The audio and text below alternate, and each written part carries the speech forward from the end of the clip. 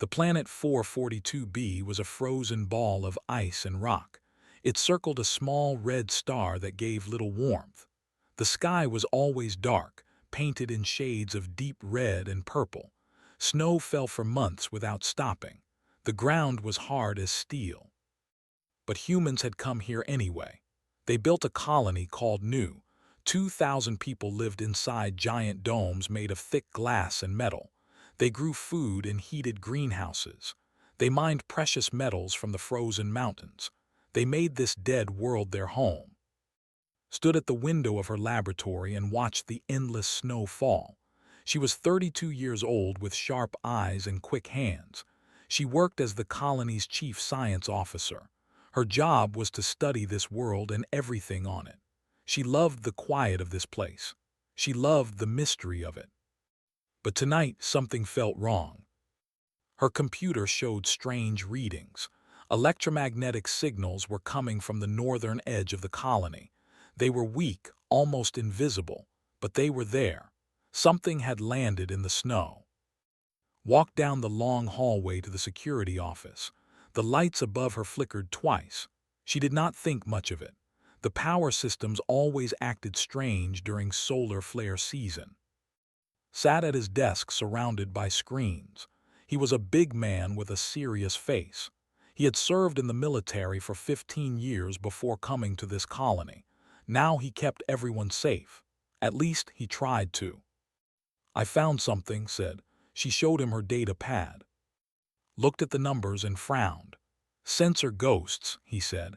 "The red dwarf has been spitting out flares all week. It messes with our equipment." "This is different," said. "The pattern is too regular, too controlled." "You think something landed out there?" "I think we should check." Shook his head. "I'm not sending people into negative 180 degrees because of some blips on a screen. We have real problems to deal with. The heating system in Dome 7 is failing again." Wanted to argue, but she knew that face, had made his decision. She left his office feeling heavy in her chest. Something was out there, she knew it. In the engineering section of the colony, a young man named was working late. He was 26 years old and thin as a wire. His job was to maintain the solar collection arrays. These giant satellite dishes in orbit caught light from the red dwarf star and sent energy down to the colony. Without them, everyone would freeze. Heard footsteps and looked up, stood in his doorway. "You look worried," he said. "I found strange signals near the perimeter," she said. "Says it is nothing." Put down his tools. He had known for 3 years. She was not the type to worry about nothing. "Show me," he said. They went back to her laboratory together, studied the readings for a long time. His face grew pale. "This is not sensor noise," he said quietly. "Something landed, something with technology. What do? We watch, we wait, and we hope we are wrong." But they were not wrong. 3 kilometers north of the colony, in a crater hidden by the endless snow, something moved. It was tall and thin, with 6 limbs that ended in curved claws. Its body was covered in black armor that seemed to drink the darkness. It had no eyes that a human would recognize. Instead, its head was covered in hundreds of tiny sensors that could feel heat, movement, and electromagnetic fields. It was and it had come to kill. The species had existed for millions of years. They evolved on a rogue planet, a world that drifted through space without any star. There was no sun on there, only eternal darkness and cold. They learned to hunt in that darkness. They became perfect at it. Now other species paid them to kill. The never failed. They had eliminated entire civilizations. They had assassinated kings and presidents and generals. They were the most feared creatures in the galaxy. This one was called Unit 7. It had killed over 10,000 beings in its long life. Humans would be easy, it thought. They were soft. They were weak. They needed light and warmth to survive. They would die in the dark like all the others. Unit 7 moved toward the colony. It made no sound. It left no tracks. The snow seemed to part for it like water. The outer agricultural dome was quiet at night. Only a few workers tended the plants that grew under artificial lights. A man named was checking the water systems when he heard something behind him. He turned, there was nothing there, only shadows. He went back to work. The lights above him flickered. When they came back on, he was dead. His body fell to the ground without a sound. Two more workers died the same way. Quick, silent, clean. Unit 7 stood over the bodies and felt satisfaction. These humans were no different from any other prey. They died just as easily. The creature moved to the airlock and prepared to go deeper into the colony, but it stopped. Something was wrong. One of its claws had touched the metal door, and the cold had made it stick for just a moment. When it pulled away, it left a mark, a single frozen scratch in the steel.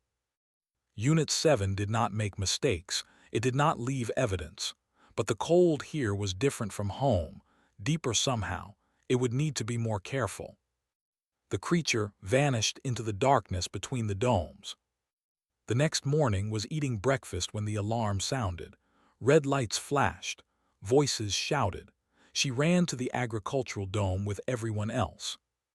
The bodies lay where they had fallen. 3 colonists, good people, dead without any visible wounds.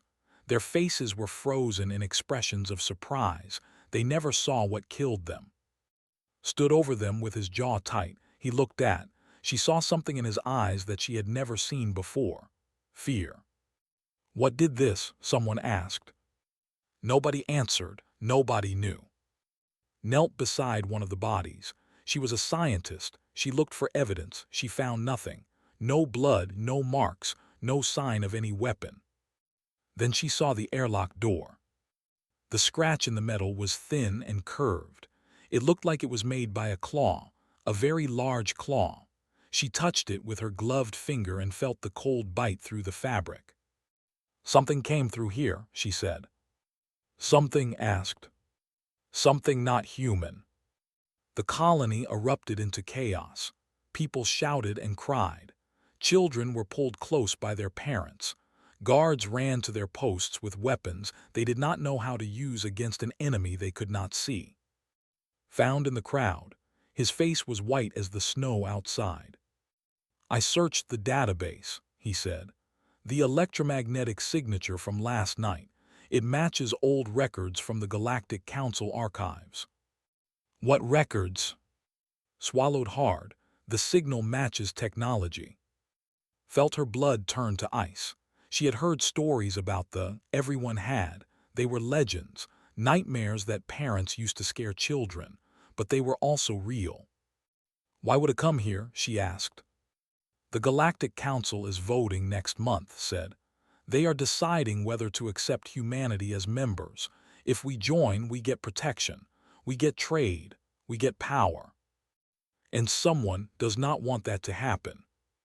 Someone paid to make sure it does not happen." Looked out the window at the dark sky. Somewhere out there in the frozen shadows between the domes, a perfect killer was waiting. It had already tasted blood. It would want more. And they had no idea how to stop it. The colony of New had survived storms and equipment failures and accidents, but it had never faced anything like this. A creature born in eternal darkness, a hunter that had never failed. The arrival was complete. The hunt was about to begin. Fear spread through the colony like fire through dry grass. People gathered in groups and spoke in whispers. They looked over their shoulders at every shadow. They jumped at every sound. They had killed 3 people in one night. How many would die tonight? Was the colony administrator. She was 50 years old with hair and tired eyes. She had led this colony for 10 years through every kind of crisis, but she had never seen her people so afraid. She stood on a platform in the central dome and raised her hands for silence. 2,000 faces looked up at her. She saw fear in every one of them. "We are going into lockdown," she announced. "All non-essential travel between domes is forbidden. Everyone will stay in groups of at least 4 people. No one goes anywhere alone. We will get through this together." People nodded. They wanted to believe her, but did not believe herself. She had read the files on the. They were not creatures that could be stopped by locked doors and group travel. They were something else entirely. Organized armed patrols. 20 guards moved through the colony in shifts, carrying the best weapons they had. Plasma rifles, shock batons, motion sensors. It was not much, but it was something. "Stay in the light," told his guards. The creature attacked in the agricultural dome where the lights were dim. It might be sensitive to brightness. Keep your flashlights ready. The guards nodded and went to their posts. They were brave people, but they were also scared. Everyone was scared. In the maintenance tunnels beneath Dome 4, a man named was not following orders. He was not staying in a group. He was not waiting for the guards to protect him. He was hunting. Was 35 years old and strong as stone. He worked in the mines, breaking rock and hauling metal. His younger brother Minu had worked in the agricultural dome. Minu was one of the 3 who died. Held a plasma rifle in his hands. His pockets were full of emergency flares. His heart was full of rage. "Come out," he whispered into the darkness. "Come out and face me."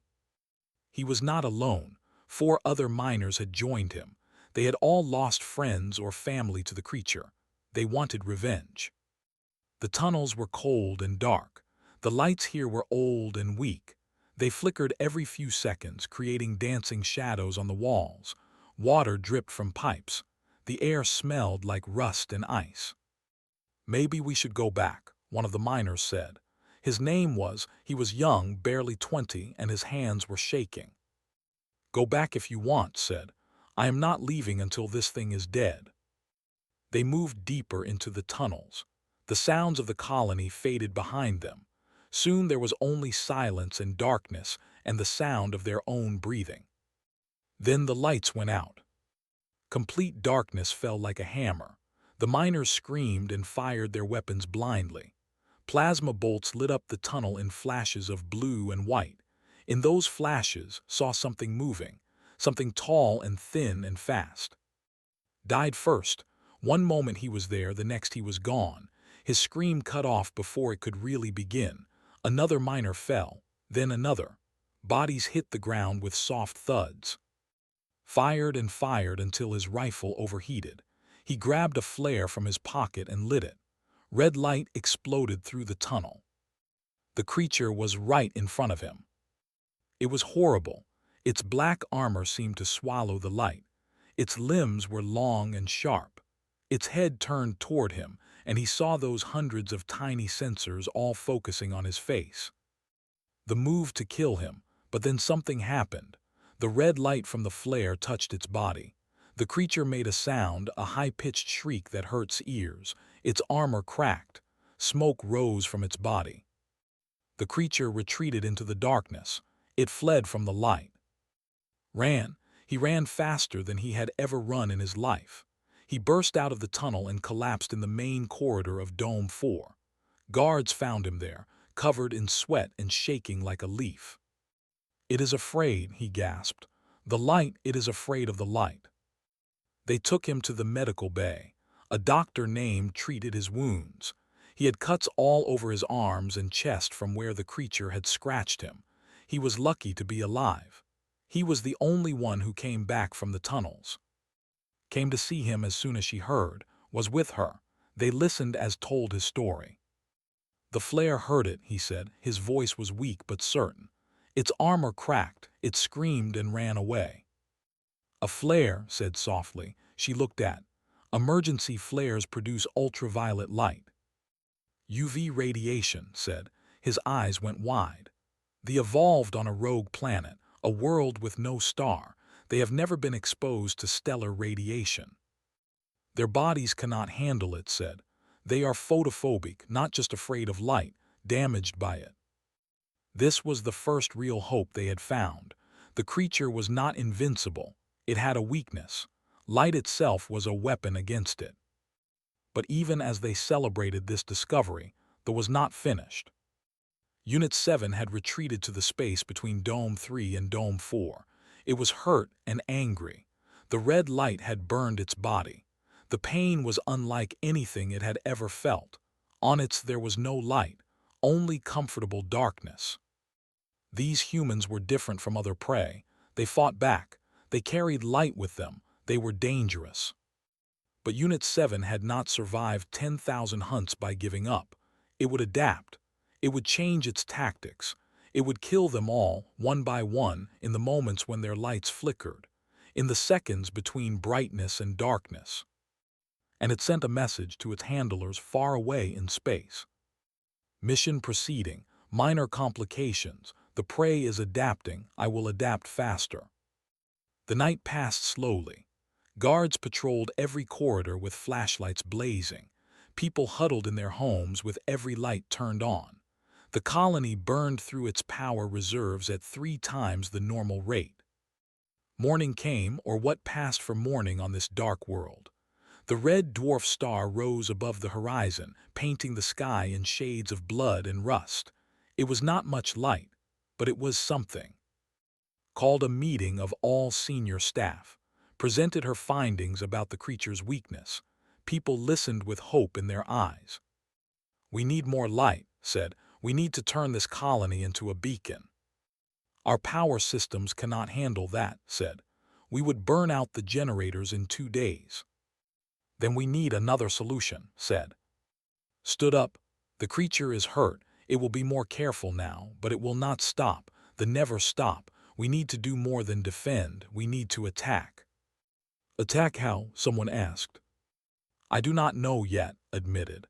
"But we have something that has never faced before. We have the sun. Even this weak red sun gives us an advantage. We need to find a way to use it." The meeting ended without a clear plan, but something had changed in the colony. The fear was still there, but now there was something else mixed with it: determination, anger, hope. The humans of Nu were not going to die quietly in the dark. They were going to fight. In her laboratory that night studied everything she could find about their biology, their history, she read until her eyes burned and her head ached. Then she found something. A single line in an old scientific paper. It described the atmosphere of rogue planets. It explained why no life on such worlds could survive stellar radiation. "They have no protection," she whispered to herself. "No melanin, no UV resistance, nothing." She thought about Earth, about the yellow sun that had bathed her ancestors for millions of years, about all the ways human bodies had evolved to handle that light. Skin that tanned, eyes that adjusted, cells that repaired radiation damage. Humans were children of the sun. They were children of darkness. And for the first time since the killing began, smiled. She knew how they could win. Did not sleep that night. She worked in her laboratory until her fingers ached and her coffee grew cold. By morning, she had a plan. It was dangerous and desperate, but it was a plan. She called first. Then the doctor who had treated. They gathered in her laboratory as the weak red sun rose outside the windows. "The cannot survive stellar radiation," began. "Their species evolved in total darkness. They have no biological defense against ultraviolet light."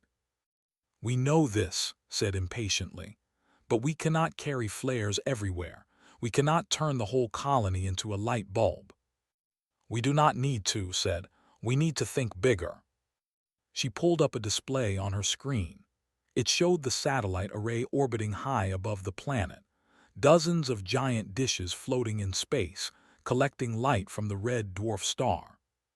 "These satellites gather solar energy and beam it down to us," she said. "What if we used them differently? What if we concentrated the light instead of spreading it?" Leaned forward, his tired eyes suddenly came alive. "You want to weaponize the solar array?" "Yes, we gather all the UV radiation we can. We focus it through the dome transparencies. We turn our colony into a death trap for anything that cannot handle sunlight." "That is insane," said. "That is our only chance," replied. Spoke up. She was a quiet woman, careful with her words. "I have been studying the tissue samples from injuries. the left fragments of its armor behind when the flare cracked it. She placed a small container on the table. Inside was a piece of black material, thin as paper but hard as stone. "This is their exoskeleton," she said. "I exposed it to different types of radiation. Gamma rays, X-rays, visible light, nothing happened. Then I tried ultraviolet." She showed them a video on her data pad. The black fragment sat under a UV lamp. After 30 seconds, it began to smoke. After 1 minute, cracks appeared across its surface. After 2 minutes, it crumbled into dust. "UV radiation destroys them completely," said. "Their bodies simply cannot process it. They break apart at the molecular level." The room was silent. Everyone understood what this meant. They had found more than a weakness. They had found a killing blow. "How long would it take to modify the satellites?" asked. She had joined them quietly, standing in the doorway. "Days," said. "Maybe a week. I would need to reprogram the focusing arrays and adjust the beam angles. The domes are not designed to handle concentrated radiation. I would need to install filters to protect us while letting the UV through." "We do not have a week," said grimly. "We might not have days." As if to prove his point, the alarm sounded. Red lights flashed. Voices screamed through the communication system. "Medical bay. The creature is in the medical bay." They ran, all of them as fast as their legs could carry them. The medical bay was 3 domes away. By the time they arrived, it was over. 12 people lay dead on the floor. Doctors, nurses, patients. The had struck fast and hard, killing everyone in its path. Blood stained the white walls. Equipment lay scattered and broken. And in the middle of it all stood. She was alive. She was shaking so badly she could barely stand, but she was alive. "What happened?" asked. "How did you survive?" Pointed to the ceiling. A surgical UV lamp hung above the operating table. It was still on, casting its cold blue light in a circle around her. "I turned it on when the lights flickered," she said. Her voice was barely a whisper. "The creature came for me. It reached out with those claws. Then the light touched it and it screamed. It screamed and ran away." Looked at the UV lamp, then he looked at. "Okay," he said. "I believe you now. How do we kill this thing?" They worked faster after that. The whole colony came together. Engineers ripped UV lamps out of laboratories and hospitals and installed them in the corridors. Guards carried portable UV lights alongside their weapons. People moved through the colony in groups, always staying in the areas. But it was not enough. It was smart. It learned their patterns. It attacked when the lights were being moved. It struck at the edges where the brightness faded into shadow. More people died. 10, 20, 30. The colony was bleeding. Worked without rest. He modified the satellite programming. He calculated beam angles. He designed filters that would protect human skin while letting the killing radiation through. His hands moved across keyboards and until his fingers cramped and his vision blurred. "I need to go outside," he finally said. "The satellite dishes need to be physically realigned. I can do most of the work from here, but the final adjustments have to be done manually." "Outside," said, "in the dark where the creature hunts. There is no other way." "Then I will go," said. Everyone stared at her, shook his head. "Absolutely not. You are our chief scientist. If you die, we lose our best chance of understanding this creature." "If no one goes, we all die," said. "The satellite station is 2 kilometers from here. I can make the journey with portable UV lamps. The creature cannot touch me as long as I stay in the light." "The batteries will not last," said. "The cold drains them too fast. You would have maybe 40 minutes of full power. The journey takes at least 30 minutes each way." "Then I will be fast." They argued for hours, but would not change her mind. She had spent her whole life studying the unknown. She had come to this frozen world because she wanted to discover things no one had ever seen before. Now she had the chance to save 2,000 people. She was not going to let fear stop her. The preparations took another day. Built special battery packs that could handle the cold better. Gathered the strongest portable UV lamps they had. Prepared medical supplies for the journey. 4 volunteers joined. They were miners mostly, strong men and women who had worked in darkness their whole lives. They were not afraid of the cold. They were not afraid of hard work. They were only afraid of failing. The night before the mission, stood at the window of her laboratory and looked out at the frozen world. The red dwarf star hung low on the horizon, painting everything in shades of blood. Somewhere out there, in the darkness between the domes, there was waiting. Came to stand beside her. "Are you scared?" he asked. "Yes," she admitted, "but I am also angry. This creature came to our world, it killed our people, it thought we would be easy prey. I want to prove it wrong." "You will," said, "I believe in you."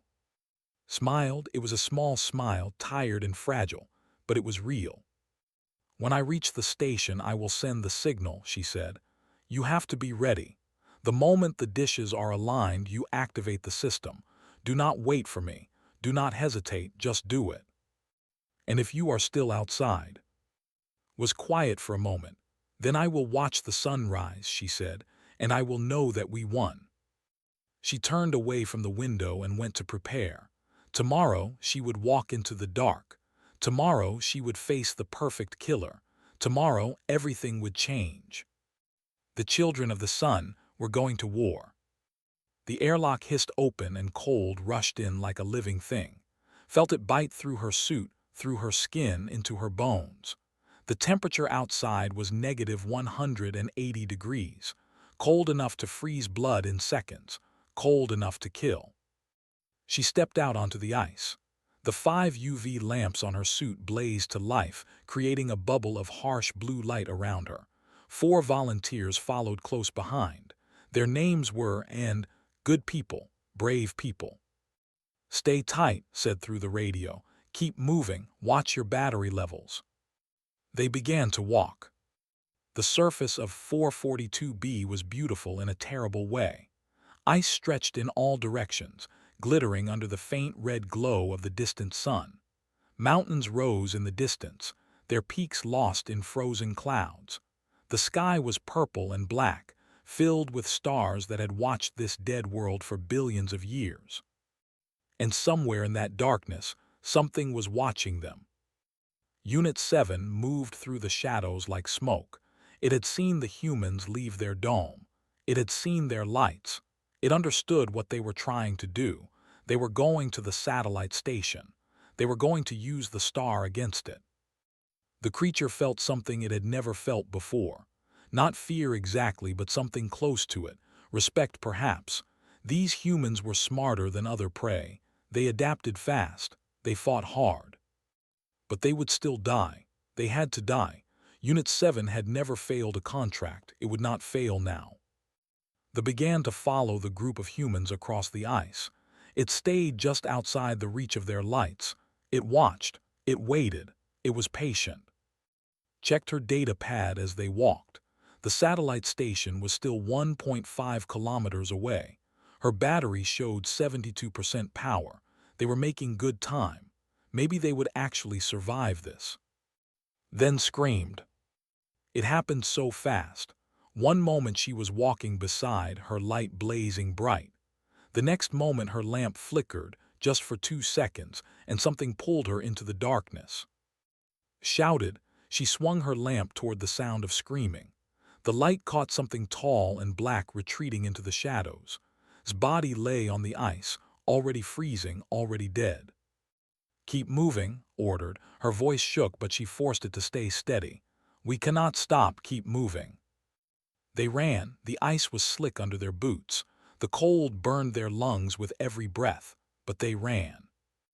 Inside the colony, things were falling apart.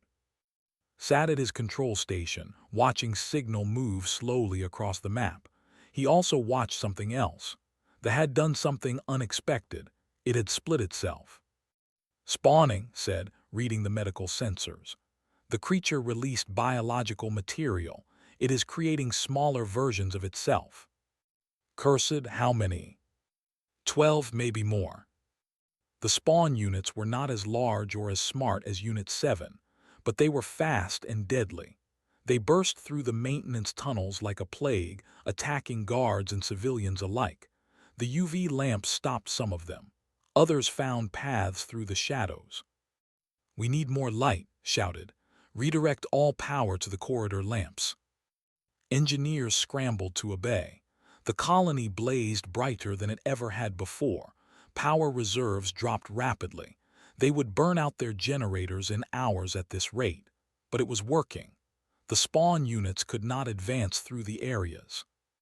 Grabbed his weapon and joined the fight. He was not a young man anymore, but he was still strong. He moved through the corridors with a UV lamp in one hand and a plasma rifle in the other. When spawn units attacked, he burned them with light and finished them with plasma.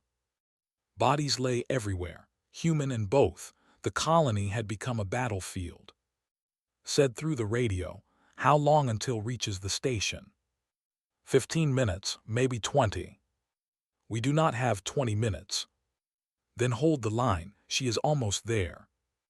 Outside and her team were dying. Went next. His battery failed completely and the darkness took him before he could scream. Then, pulled down by something fast and sharp while the others watched helplessly. Only and remained. They were 500 meters from the station. They could see it now, a small dome bristling with satellite dishes and communication arrays. Safety, if they could just reach it. Unit 7 appeared in front of them. The creature stood in the middle of their path, just outside the reach of their lights. It was larger than had imagined, taller, more terrible. Its body was covered in cracks from where the UV light had damaged it, but it was still alive, still deadly. Said softly, "When I say run, you run, do not look back, do not stop, just run." "What about you?" "I will be right behind you." They both knew it was a lie. Stepped forward. She held her UV lamp high, pushing back the darkness. The creature retreated slightly, hissing at the light, but it did not flee. It circled, looking for weakness, looking for an opening. "You came to kill us," said. She did not know if the creature could understand her words, but she spoke anyway. "You thought we would be easy. You thought wrong." The creature tilted its head. Those hundreds of tiny sensors focused on her face. "We are not like your other prey," continued. "We were born under a star. We grew strong under its light. You have lived in darkness for so long that you forgot what the sun can do." Unit 7 made a sound. It might have been anger. It might have been something else. "Run," shouted. Ran. She sprinted toward the station with everything she had. Unit 7 moved to follow, but stepped in its path. Her lamp blazed. The creature shrieked and pulled back. "Your fight is with me," said. They circled each other on the frozen plain, light against darkness, human against monster. His battery showed 23%, was almost at the station, just a little longer. The creature struck. It was faster than anything had ever seen. One moment it was 3 meters away, the next it was right in front of her. Its claws slashed across her arm, cutting through her suit, cutting through her skin. Fell, her lamp rolled away across the ice. Darkness closed in around her.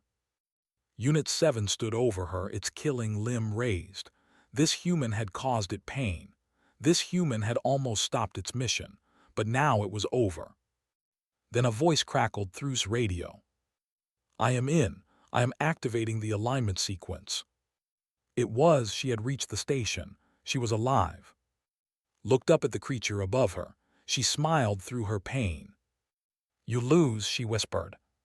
She grabbed her radio and spoke into it with her last breath of strength. It lighted up. Across the frozen world, satellite dishes began to move. They turned toward the red dwarf star, adjusting their angles, focusing their collectors. Energy gathered, radiation concentrated, and in the colony pressed the final button. "For everyone we lost," he said. The satellites fired. A beam of concentrated stellar radiation shot down from orbit. It struck the colony's dome arrays and spread through the transparent sections like water through glass. But this water was made of light, pure, burning, ultraviolet light. Inside the colony, the spawn units died screaming. Their black armor cracked and smoked and crumbled. Guards watched in amazement as creatures that had been unstoppable dissolved into ash under the artificial sunlight. Outside, on the frozen plain, the beam spread across the ground toward Unit 7. The creature sensed it coming. It felt the radiation approaching like fire across ice. For the first time in its long existence, Unit 7 tried to flee. It ran toward the shadows, toward the darkness that had always protected it. But there were no shadows anymore. The light caught it, the light held it, the light burned it. Unit 7 screamed. Its armor cracked. Smoke poured from its body. It fell to its knees on the frozen ice, and for one moment it looked up at the sky. It saw the sun. It was the first and last sun Unit 7 would ever see. The creature crumbled into dust. The wind caught the ashes and scattered them across the ice, and then there was silence. Lay on the ground, bleeding and cold and barely alive, but she was smiling. Above her, the satellite array still glowed with concentrated starlight. It was not much, that light, just the focused radiation of a dim red dwarf, but it was enough. The perfect killer had met something it could not defeat. The humans had brought the sun. The light faded slowly. The satellite array powered down, its work complete. Across the colony of Nu, people emerged from their shelters and looked around at a world transformed. They were gone, all of them. The spawn units that had terrorized the corridors lay as piles of black dust, already being swept away by the ventilation systems. The nightmare was over. Lowered his weapon, his arms ached. His body was covered in cuts and bruises, but he was alive. Around him, guards and civilians embraced each other, crying and laughing at the same time. They had survived. Said suddenly, his voice was sharp with fear, "We need to find." They sent a rescue team immediately. Led it himself, driving an ice crawler across the frozen surface toward the satellite station. The UV lights on the vehicle blazed, but there was nothing left to fear. The darkness was empty now. They found lying on the ice 500 meters from the station.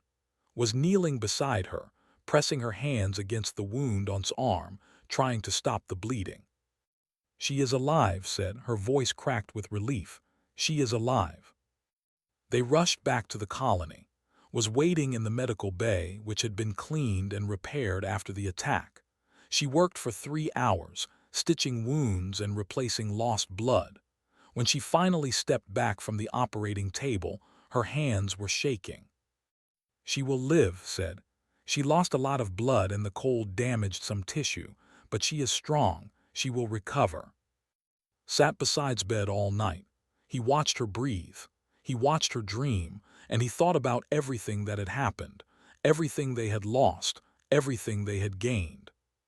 When finally opened her eyes, the first thing she saw was his face. "Did we win?" she asked. Her voice was weak but clear. Smiled, it was a real smile, the first one in days. "We won." News of what happened on 442b spread across the galaxy like wildfire. The Galactic Council received a detailed report from the human colony. They read it in stunned silence. An assassin had been sent to eliminate a human settlement that had never failed a contract in 10,000 years of recorded history. They were considered the most dangerous hunters in known space, and they had been destroyed by a small group of colonists on a frozen world. Not with weapons, not with armies, with light. The syndicate was furious. They demanded explanations. They threatened retaliation. But there was nothing they could do. Their operative was dead.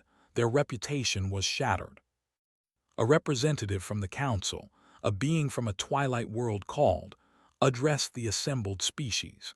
Its voice echoed through the great hall where 1,000 different civilizations had gathered. "We have received the human report on the incident at 442b. the representative said. "I will read the relevant passage." The hall fell silent. Everyone wanted to hear what the humans had to say. The representative began to read. They evolved on a rogue planet, a world without a star. They spent millions of years in eternal darkness. They became perfect killers in that darkness. No species could match their skill. No prey could escape their hunt. But they made one mistake. They came for us. Humanity did not evolve in darkness. We evolved under a yellow sun. For millions of years, our ancestors lived in its light. We developed eyes that could see its rays, skin that could absorb its warmth, bodies that could survive its radiation. We are not afraid of the light. We are the light. They thought we were soft. They thought we were weak. They thought we would die easily in the shadows. They were wrong. We brought the shadows to an end. We turned our sun into a weapon. We proved that the darkness is nothing to fear for those who carry fire in their hearts. Let this be a message to the galaxy. Humanity asks only for peace. We seek friendship with all species. We want to trade and learn and grow together. But if you come to hunt us, know this: we are children of the sun. We have faced the fire of our own star and survived. We have looked into the heart of nuclear fusion and made it our servant. Do not hunt us in the light. Do not hunt us in the darkness. Do not hunt us at all. Because we will always find a way to shine. The hall was silent for a long moment. Then slowly the voting began. One by one, the species of the Galactic Council cast their votes. One by one, they chose to accept humanity into their ranks. The vote was unanimous. Back on 442b, the colony of Nu began to rebuild. They held funerals for those who had died. 53 names were carved into a memorial wall in the central dome. Among them were Minu and so many others. They would not be forgotten. Stood before his brother's name for a long time. He did not cry. He had done his crying already, but he reached out and touched the letters carved in stone. "We got it," he said softly. "We killed the thing that killed you. Rest now, brother, rest easy." Announced that the colony would expand. More domes, more people, more life. They had proven that humanity could survive anywhere, even on a frozen world at the edge of known space. "This is our home now," she said. "We fought for it, we bled for it, we will never let it go." Recovered slowly over the following weeks. The wound on her arm left a scar, a thin white line that ran from her elbow to her wrist. She did not hide it. She wore it proudly. Visited her every day. They talked about science and stars and the future. They talked about everything and nothing. And somewhere in those conversations, something grew between them, something warm and real. "I have been thinking," said one evening.